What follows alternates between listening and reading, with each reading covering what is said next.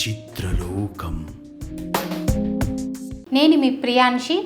ఒక్క ఛాన్స్, ఒకే ఒక్క ఛాన్స్ అంటూ ఎంతోమంది సినిమా రంగంలో కలలు కంటూ కష్టాలు పడుతూ ఉంటారు.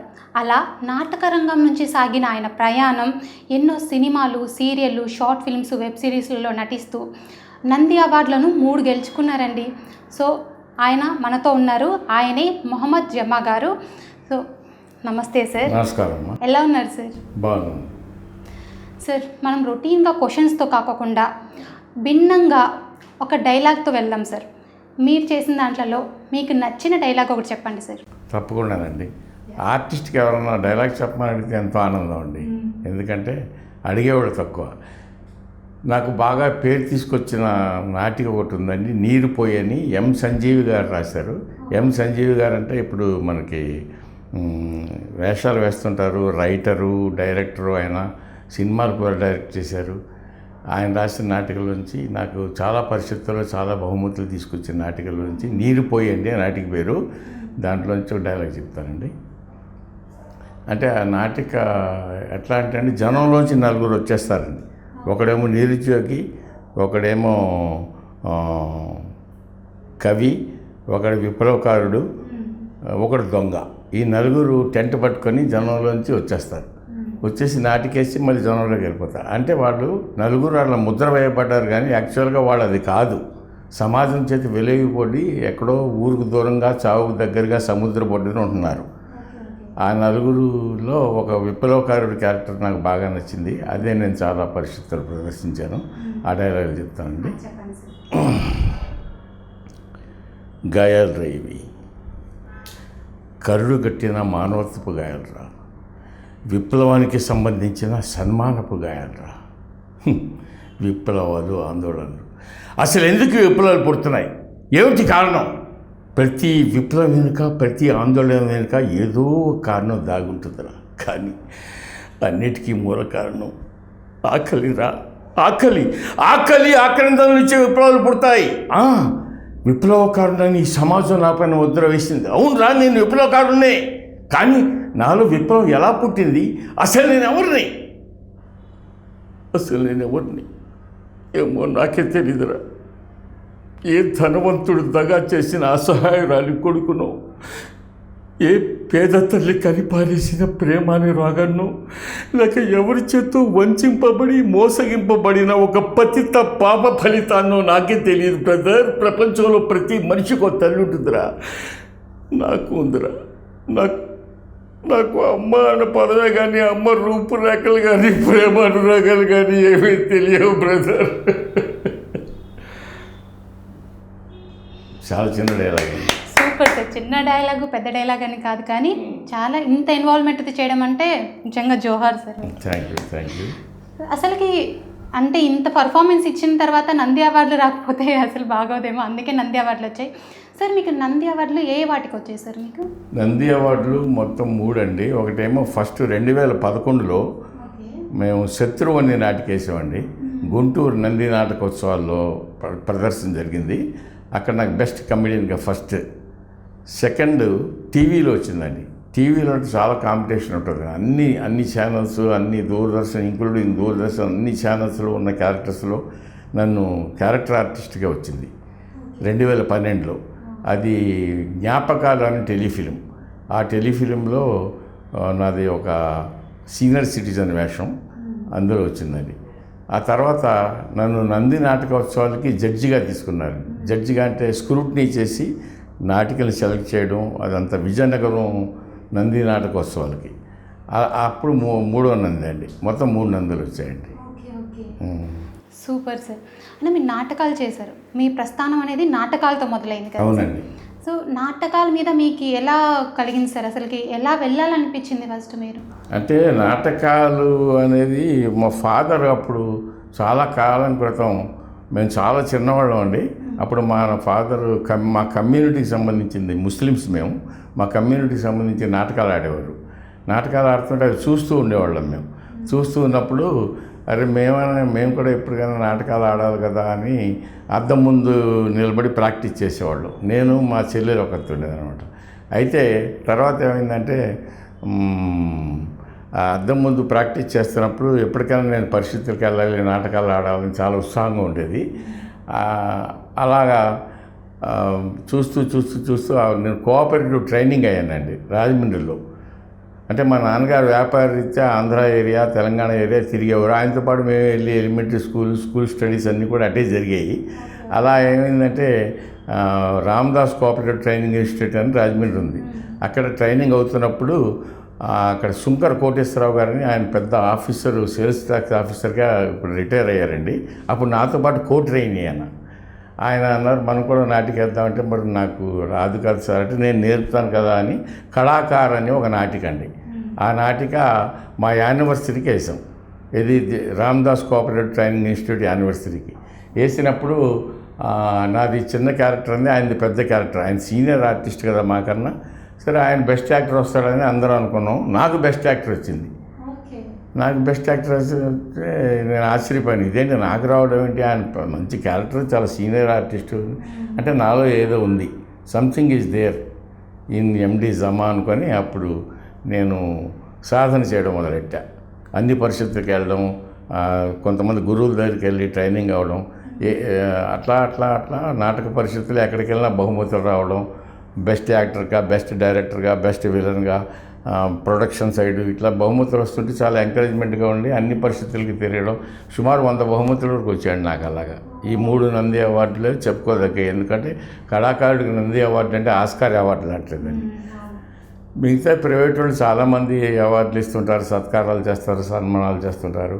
ఎన్ని చేసినా గవర్నమెంట్ చేయడం అనేది గొప్ప విషయం కాదండి. గవర్నమెంట్ అవార్డు ఇస్తూ కొంత డబ్బు కూడా ఇస్తుందండి. అది గ్రేట్. ఆ 3 నంది అవార్డులు రావడం. అంటే ఇప్పుడు ఈ నాటకాలకు ముందు మీరు జాబ్ కూడా చేశారని నేను ఒక దాంట్లో విన్నాను. అవునండి. జాబ్ ఏంటి సార్ అసలుకి? జిల్లా కేంద్ర సహకార అంటే మా నాన్నగారు అలా తిరిగి అక్కడ ఖమ్మం అంటే మేము ఖమ్మంలో సెటిల్ అయిపోయాం. ఇక ఖమ్మంలో నేను 35 years జాబ్ చేశానండి. జిల్లా కేంద్ర సహకార బ్యాంక్ అని, అది డిస్ట్రిక్ట్ కోఆపరేటివ్ సెంట్రల్ బ్యాంక్ అని అంటారు. జిల్లాలో ఉన్న చాలా గ్రామాల్లో, చాలా పట్టణాల్లో బ్రాంచెస్ ఉంటాయి. దాంట్లో సూపర్వైజర్గా వర్క్ చేశారండి. అప్పుడు చాలామందికి అప్పులు ఇప్పించడం, రైతులకి, బావులకి, ట్రాక్టర్లకి, ల్యాండ్ లెవెలింగ్కి, ఇట్లా రకరకాల బోర్లకి, ట్రాక్టర్లకి, ఇట్లా రకరకాల పర్పసెస్కి లోన్స్ ఇప్పించడం, మళ్ళీ వసూలు చేయడం, కట్టకపోతే జప్తులు చేయడం, ఇలా చాలా ఉంటుందండి ఆ డ్యూటీ అది. అట్లా చేసినప్పుడు ఈ సినిమా టచ్ కొంచెం ఖమ్మం తర్వాత హైదరాబాద్ వచ్చేయాలని నాకు ఉండేది. అలా చేస్తున్నప్పుడు సినిమాతో కొంచెం టచ్ ఏర్పడి కొంచెం నాటకాల నుంచి టీవీలకి యాక్ట్ చేయడం అని, సినిమాలు చేయడం అని, చిన్న క్యారెక్టర్లు చేయడం, మళ్ళీ పొద్దున్న వెళ్ళి డ్యూటీలో కూర్చోవడం. రాత్రి షూటింగ్ అయ్యేది, మరి ఎర్లీ మార్నింగ్ డ్యూటీకి వెళ్ళిపోయాడు ఎవరికి తెలియకుండా, ఇంటికి కూడా వెళ్ళకుండా. అట్లా ఇదైంది. రిటైర్ అయిన తర్వాత వెంటనే హైదరాబాద్ షిఫ్ట్ అయిపోయాడు. 2005లో రిటైర్ అయ్యానండి. అప్పటి నుంచి హైదరాబాద్ వచ్చేసి ఇక్కడే ఒక అపార్ట్మెంట్ కొనుక్కొని, మా అబ్బాయి కూడా సహకరించడం వల్ల, మా అబ్బాయి ఇక్కడ సాఫ్ట్వేర్ ఇంజనీర్, ఇక నేను BHLలో ఇల్లు తీసుకుని అక్కడే ఉండిపోతున్నాను. సార్ మీరు నాటకాలు చేసేటప్పుడు సీనియర్ నటులు ఉంటారు కదా, సీనియర్ నటుల్లో మీకు ఎవరన్నా బాగా క్లోజ్గా సన్నిహితంగా ఉన్న వాళ్ళు ఉన్నారా? చాలామంది ఉన్నారండి. ఇప్పుడు మేము నాటకాల నుంచి వచ్చిన వాళ్ళం కాబట్టి ఆయన కొండవలస లక్ష్మణరావు గారు చనిపోయారు పాపం. ఆయన కూడా చాలా 60 years ఏజ్లో ఆయన వచ్చాడండి సినిమాల్లోకి. టక్క చాలా సినిమాల్లో చేశాడు ఆయన. తర్వాత ఆయన పోయారు అనుకోండి. అలాగే మన జయప్రకాష్ రెడ్డి గారితో కూడా మేము చాలా నాటకాలు వేసాం. అలాగే మన తనికెళ్ళ భరణి గారుతో కలిసి చేయకపోయినా ఆయన మేము పోటాపోటీగా చేసేవాళ్ళం. అప్పుడు ఆయన ప్రైజులు నేను కొట్టుకుపోయేవాడు, మాకు వచ్చేవి కావు. అట్లా పరిస్థితులు తిరిగేటప్పుడు ఇట్లా చాలామంది ఉన్నారు నాటకాలు. మరి అంటే నాటకాల నుంచి సినిమాల వైపు ఎప్పుడు వచ్చారు సార్? నాటకాల నుంచి సినిమా వైపు అంటే నేను ఎక్కడున్నా, నాటకాల్లో ఉన్నా, ఎక్కడున్నా కూడా నాకు కొంచెం యూనియన్ యాక్టివిటీస్ అంటే చాలా ఇంట్రెస్ట్ అండి. నాటకాల్లో ఏం చేశానంటే, నాటకాల్లో యూనియన్ యాక్టివిటీస్ చేస్తున్నప్పుడు నేను ఇది మన బ్యాంకులో పనిచేస్తున్నాను కదా, బ్యాంక్ ఎంప్లాయీస్ యూనియన్కి కోఆర్డినేషన్ కమిటీలో ఉండేవాడిని. ఆ మీటింగ్ విజయవాడలో జరిగినప్పుడు అక్కడ నేను ఆ యూనియన్ మీటింగ్ వింటుంటే ఆ కిటికీలోని చూస్తే కింద షూటింగ్ జరుగుతుంది. షూటింగ్ జరుగుతుంటే ఇదేంటి షూటింగ్ జరుగుతుంది, మనకేం ప్రాణం అంతా అటు కొట్టుకుపోతుంది, అటు చెప్పేది నాకు అర్థం కావట్లేదు. ఇక లాభం లేదని ఇంకా లంచ్ అవర్స్లో వెళ్ళి కిందకి వెళ్ళి బాబు నేను ఆర్టిస్ట్ని, అదంటే మీరు బ్యాంక్ ఎంప్లాయీ కదండి, మీటింగ్కి వచ్చారు కదంటే అవునండి, ఎందుకు అనవసరంగా దీంట్లో ఎందుకండి అంటే లేదు నేను చేస్తానండి అంటే సరే సాయంత్రం కలవండి అన్నాడు. సాయంత్రం కలిశాను. కో డైరెక్టర్ నాగరాజన్ ఉండేవాడండి. ఆయన హిమబిందు అని సీరియల్ అది ఫస్ట్. ఆ సీరియల్లో ఒక క్యారెక్టర్ ఉంది, సాయంత్రం కలవమంటే కలిసిన కంటే డైరెక్టర్ని కలిపారు. సి ఉమామహేశ్వరరావు గారు డైరెక్టర్ అండి ఆయనేమో సరేనండి మంచిదే, మీరు రేపు వచ్చేస్తారా అన్నారు. వచ్చేస్తానండి అన్న. అక్కడే ఉండిపోయి మీటింగ్ అయిపోయింది, అందరూ వెళ్ళిపోయారు, నేను అక్కడే ఉండిపోయి మార్నింగ్ కలిస్తే ఇక బ్యాంకులో మేనేజర్ వేషం అనమాట. నా దగ్గర హిమబిందు అన్న ఆ టైటిల్ రోల్ అమ్మాయి నా దగ్గర పనిచేస్తుంది. నేను బ్యాంక్ మేనేజర్ని. నేనేమో పెద్ద ఇండస్ట్రియలిస్ట్కి పెద్ద పారిశ్రామికవేత్తలకి అప్పులు ఇస్తే మనకి గ్యారంటీ ఉంటుంది, మంచి ఇంట్రెస్ట్ వస్తుంది అని నా ఉద్దేశం. ఆ అమ్మాయి ఏంటి కార్మికులకి, కర్షకులకి, మెకానిక్స్కి వాళ్ళకి ఇవ్వాలి అని నా మీద ఫైట్ చేస్తుంటుంది. అలా ఒకరిని తీసుకొచ్చి ఒక మెకానిక్ని, మోటార్ సైకిల్ మెకానిక్ని అప్పు ఇప్పిస్తుంది. తర్వాత వాడు కట్టకపోతే ఆ అమ్మాయి మీద గట్టిగా అరవడం, ఇలాంటి కొన్ని సన్నివేశాలు ఉంటాయండి. అట్లా ఇంట్రడ్యూస్ అయిన తర్వాత ఆయనే సినిమా తీశారు అంకురం అని. నా ఫస్ట్ పిక్చర్ అండి అది. ఫస్ట్ సీరియల్ మాత్రం ఇదే మన హిమబిందులో చేశాను, తర్వాత అంకురంలో చేశాను, తర్వాత అలాగ ఇంకా పరిచయాలు ఏర్పడి. అంటే మీకు ఇప్పుడు గుర్తింపు బాగా వచ్చిన సినిమాలు కానీ సీరియళ్ళు కానీ మీకు మంచిగా పేరు వచ్చిన క్యారెక్టర్లు ఏంటి సార్? అంటే చక్రవాకం సీరియల్లో నేను ఒక పోలీస్ ఆఫీసర్ వేషం వేశానండి. అందులో ఒక మెడికల్ స్టూడెంట్ ఉంటుంది ఒక అమ్మాయి.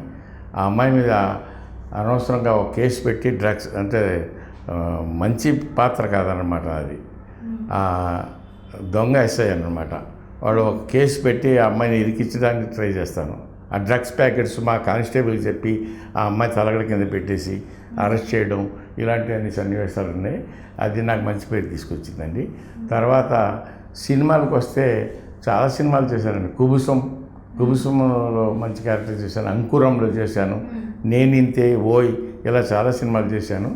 అయితే బాగా నాకు రికగ్నైజ్ చేసి ఈయన మంచి ఆర్టిస్ట్, ఈయనకి వేషం ఇవ్వాలని చెప్పేసి బాగా చేసేది మాత్రం ఆయన నారాయణమూర్తి గారు వీర తెలంగాణ, పోరు తెలంగాణ అలాంటి వాటిలో నేను మంచి వేషాలు వేశానండి. నారాయణమూర్తి గారు దాంట్లో మంచి క్యారెక్టర్ చేశాను. ఆయన నాకు ఎంకరేజ్ చేస్తుంటారు. ఆయన సినిమాలు వీర తెలంగాణ చేశాను, పోరు తెలంగాణ చేశాను, తర్వాత మార్కెట్లో ప్రజాస్వామ్యం సినిమా చేశాను.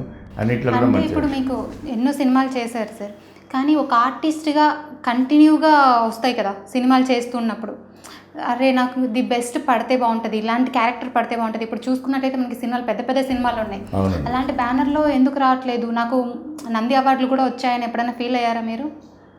ఫీల్ అనేది ఇండస్ట్రీ ఎలా ఉంటుందంటే అండి, ఇందులో ఎవరికి ఎప్పుడు ఏమొస్తుందో చెప్పలేమండి. మనం అట్లా చేసుకుంటూ వెళ్ళడమే. టైం వచ్చినప్పుడు అదే వస్తుంది అంతే తప్ప, లేకపోతే మనం ఎవడ కొడుకో, ఎవడు పెద్ద ప్రొడ్యూసరో పెద్ద డైరెక్టర్ కొడుకు అయి ఉండాలి, లేకపోతే మనోడో అయి ఉండాలి. కాకపోతే వేషాలు టాలెంట్ తోటే రావాలి అంటే రావండి. అలాగని రావని పూర్తిగా చెప్పలేము.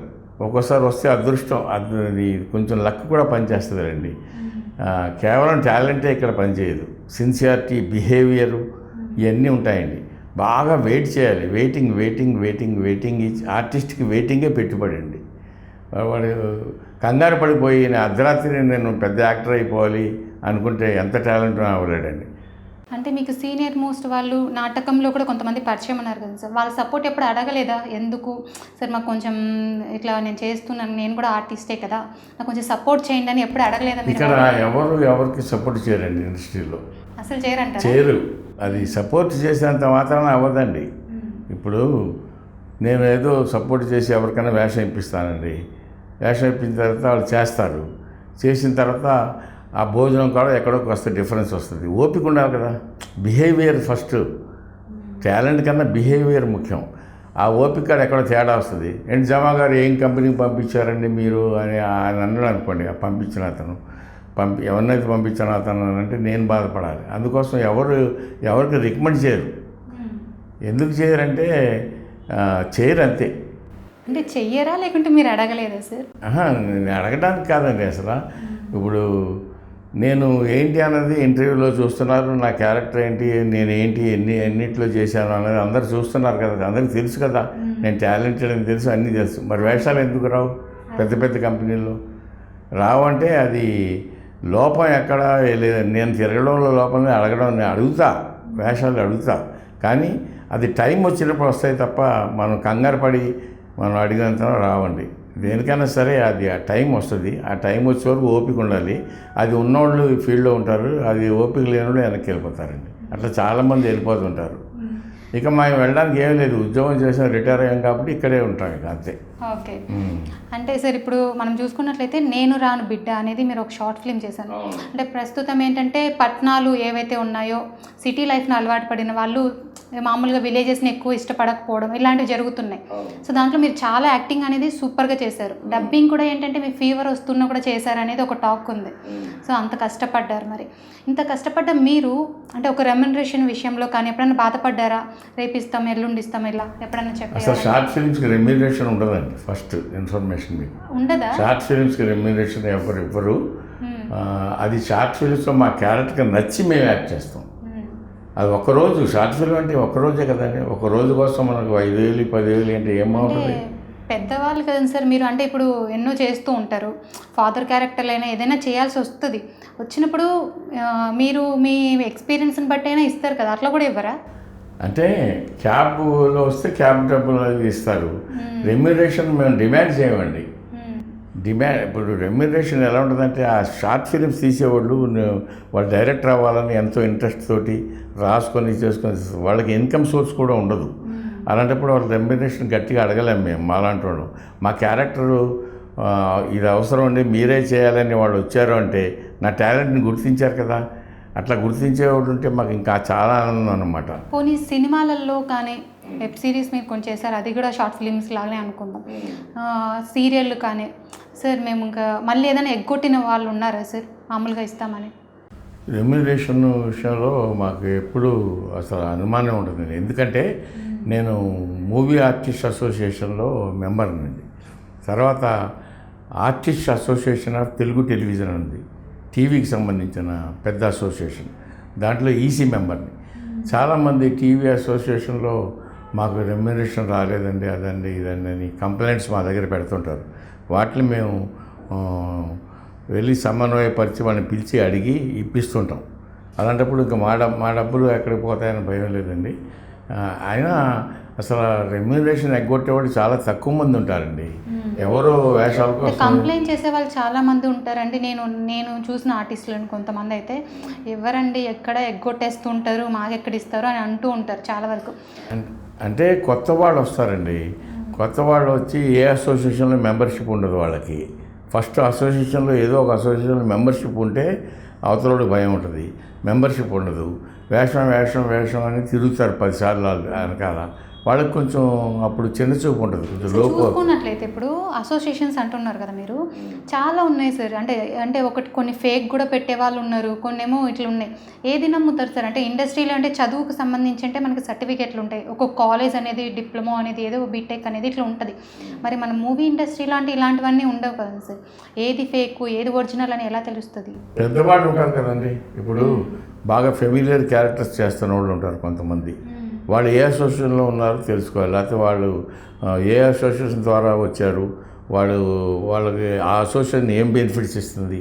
ఇట్లా టీవీ ఆర్టిస్ట్ అసోసియేషన్ ఉంది మాది, ఏఏటీటీ అంటారు, artist association of Telugu television. వాళ్ళ మెంబర్స్ అందరినీ సేఫ్ గార్డ్ చేస్తుంటుంది. ఇట్లా ఎవరైనా డబ్బులు మాకు ఇవ్వలేదండి అంటే అప్లికేషన్ పెట్టిన వెంటనే మీరు షూటింగ్కి వెళ్ళకండి అని వాళ్ళకి ఫోన్ చేసి చెప్పడం, ఆ తర్వాత షూటింగ్ ప్లేస్కి రావడం, మాట్లాడడం ఇవన్నీ జరుగుతుంటాయి. ఇప్పుడు మా అసోసియేషన్ అది artist association of Telugu television ఉందండి. ఏదైనా 2-3 సీరియల్స్ చేసిన వాళ్ళనే మెంబర్షిప్ ఇస్తారు, ఊరికి డైరెక్ట్గా ఇవ్వరు. ఆ తర్వాత కొత్త వాళ్ళకి అసలు ఏమి రాని వాళ్ళకి మెంబర్షిప్ ఇవ్వరు. అలాగే మూవీ ఆర్టిస్ట్ అసోసియేషన్ కూడా 10 సినిమాలు చేసిన తర్వాత ఇతని పేరు దాని కార్డు మీద పడితేనే ఇస్తారు. మిగతా మీరు చెప్పినట్టు కొన్ని దొంగ అసోసియేషన్స్ ఉన్నాయి. అట్లా మోసపోతున్నారు కూడా చాలామంది. అదే మన ఇండస్ట్రీలో నిలబడాలి, మనం ఏదైనా చేయాలనుకున్నప్పుడు ఏది మంచి ఏది చెడు అని తెలుసుకొని చేరాలి తప్ప మోసపోకూడదు కదండి. మోసపోతే అట్లా మోసపోయేవాళ్ళు చాలామంది ఉన్నారు. మోసపోయేవాళ్ళు ఉన్నంతకాలం మోసం చేసేవాళ్ళు ఉంటానే ఉంటారు ఎక్కడైనా సరే. ఇండస్ట్రీలో కూడా అంతే. అంటే ఇప్పుడు దొంగ అసోసియేషన్స్ ఉంటాయని చెప్తున్నారు. మరి ఎప్పుడైనా మీ దగ్గరికి వచ్చినప్పుడు వాటి మీద ఏమైనా రియాక్షన్ కానీ యాక్షన్ కానీ చేసినారా మీరు ఎప్పుడైనా? మేము ఎవరైనా చేయడానికి దాన్ని గవర్నమెంట్ చేయాలి, పోలీసు వాళ్ళు చేయాలి, అంటే సినిమా ఇండస్ట్రీనే కదా సార్. కంప్లైంట్ చేయాలి కదా ముందు. అంటే మీరు అసోసియేషన్ మెంబర్ అంటే యాక్షన్ నా తీసుకున్న వాళ్ళు అసోసియేషన్ ఉండాలి కదా. మెంబర్స్కి నేను సేఫ్ గార్డ్ చేస్తాను. నా ప్రెసిడెంట్ చేస్తాడు, నా సెక్రటరీ. వేరే వాళ్ళు ఎవరో వెళ్ళి ఎక్కడో యాక్ట్ చేసి నాకు డబ్బులు ఇవ్వలేదు అంటే మాకేం తెలుస్తుంది? తెలియదు కదా.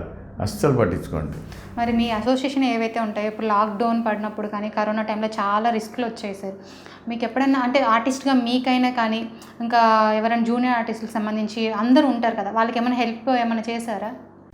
అసలు కరోనా టైంలో బయటకు వచ్చే సమస్య లేదు, లాక్డౌన్ పడింది. అలాంటి టైంలో సిసిసి అని కరోనా క్రైసిస్ చారిటీ అని ఒకటి పెట్టారండి. అదంతా మొత్తం పర్ఫెక్షన్ చిరంజీవి గారు సినిమా వాళ్ళ కోసం. దాని ద్వారా ఎంతోమందికి, నేను మూవీ ఆర్టిస్ట్ అసోసియేషన్లో ఉన్నాను కాబట్టి నాకు 3 సార్లు తీసుకొచ్చి ఒక 25 కేజీల బియ్యం 3 సార్లు అట్లా, ఆ తర్వాత పచారీ సరుకులు మొత్తం కూడా అట్లా 3 సార్లు ఇచ్చారండి.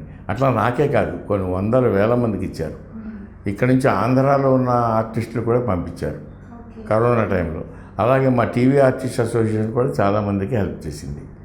అసోసియేషన్ ఫండ్స్ ఉంటాయి కదా, దాంట్లోంచి చేస్తారు. అంటే కొంచెం పేదవాళ్ళు చాలామంది తీసుకోరు, కొంచెం మరి ఇది ఎదుగా ఉన్న వాళ్ళకి చేస్తారు. ఓకే సార్, యాక్చువల్లీ ఇప్పుడు నాటకాల గురించి మనం మళ్ళీ ఒకసారి బ్యాక్ వెళ్తే మీరు ఏ ఇయర్లో నాటకాలు వచ్చారు సార్? నేను నాటకాలు చాలా చిన్నప్పుడు, నేను చైల్డ్ ఆర్టిస్ట్ అండి. 15-16 సంవత్సరాలప్పటి నుంచి కూడా నేను నాటకాల్లో వేస్తున్నా.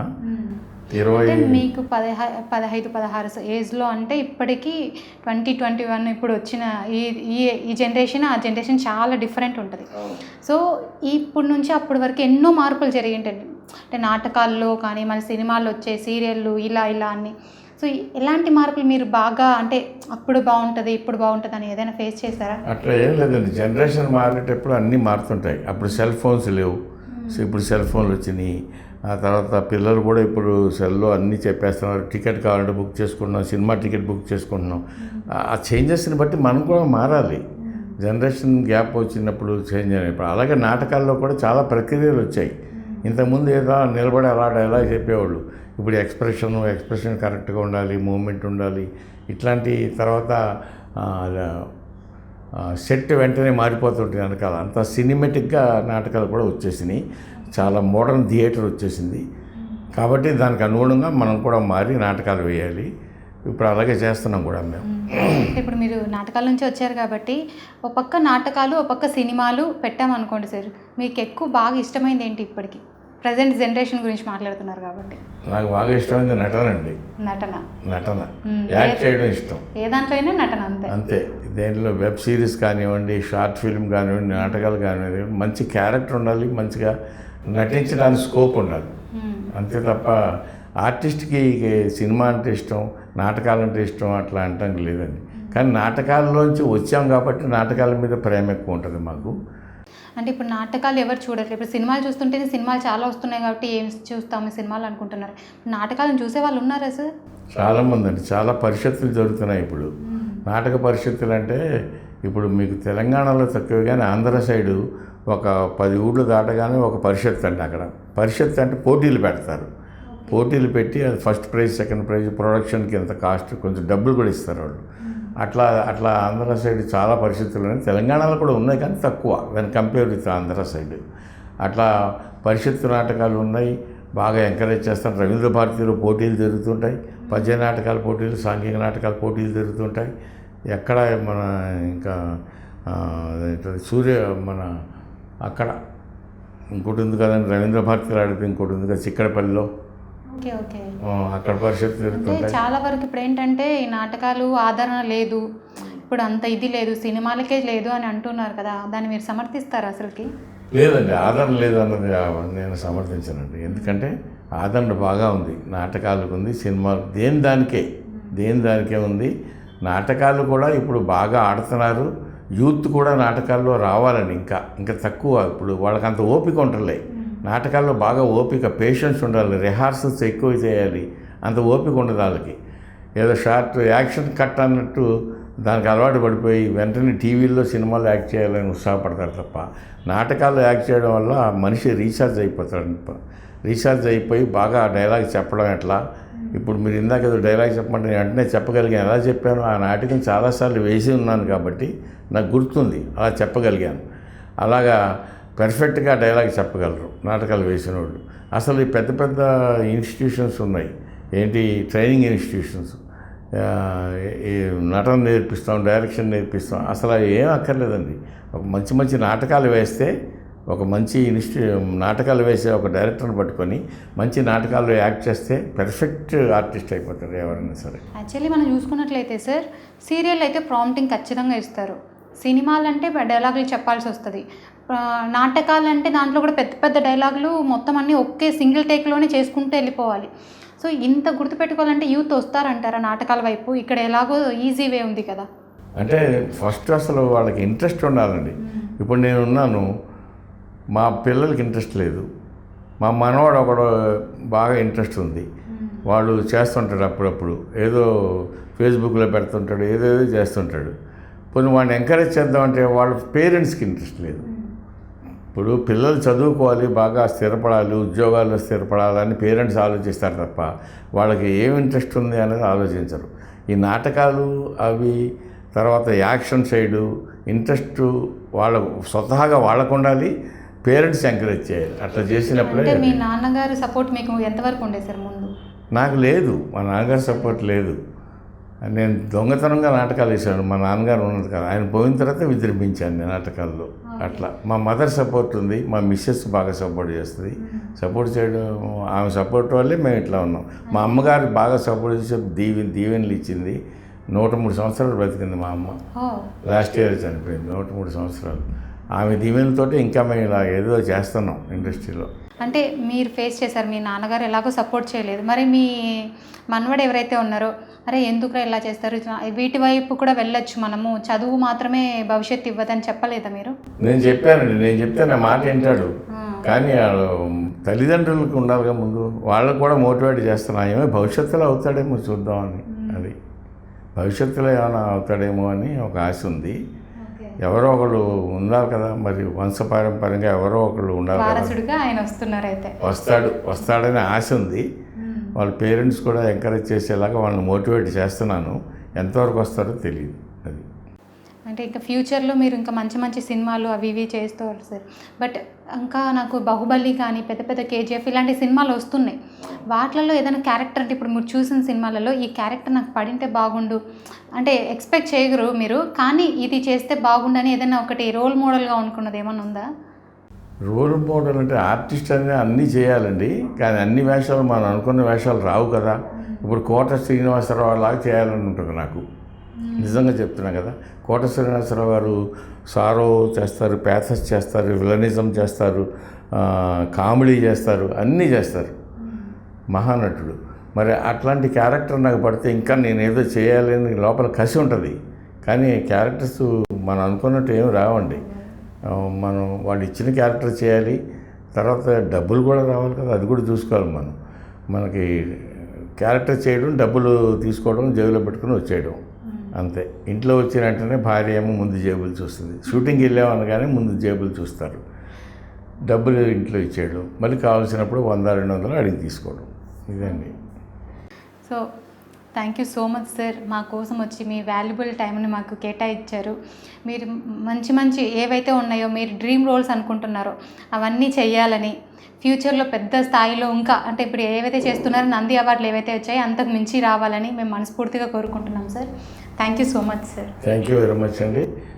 మన ఛానల్ ఇక్కడ పిలిపించి ఇక్కడ చాలా పెద్ద ప్రముఖుల్ని, మంచి నిష్ణాతుల్ని ఇక్కడ ఇంటర్వ్యూ చేయడం, అందులో భాగంగా నేను నన్ను కూడా ఇంటర్వ్యూ చేసినందుకు తర్వాత నేను చాలా ధన్యవాదాలు తెలుపుతున్నానండి. షేర్ చేయండి, లైక్ చేయండి, సబ్స్క్రైబ్ చేయండి. Thank you very much. నమస్కారం. సో గాయస్ చూశారు కదా, మొహమ్మద్ జమా గారు ఇంటర్వ్యూ ఈరోజు మనకి ఇలా ఇచ్చారు. So thank you so much all. చిత్రలోకం.